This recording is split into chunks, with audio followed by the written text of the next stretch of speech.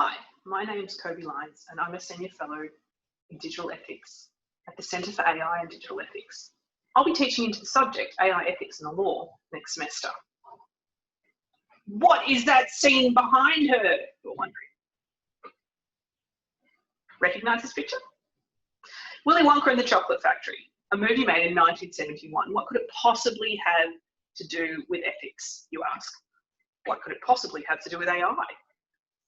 In this particular episode, we will think about how Tim Brooke-Taylor used a machine to try to predict where all the chocolate in the world was. The scene raises really interesting questions. Should we be using machines to cheat at games? Who should get to decide who uses the machines? And when the machines don't work, is it okay if we yell at them and tell them that we will tell them where to put all the chocolate? These questions and more will be asked in the subject.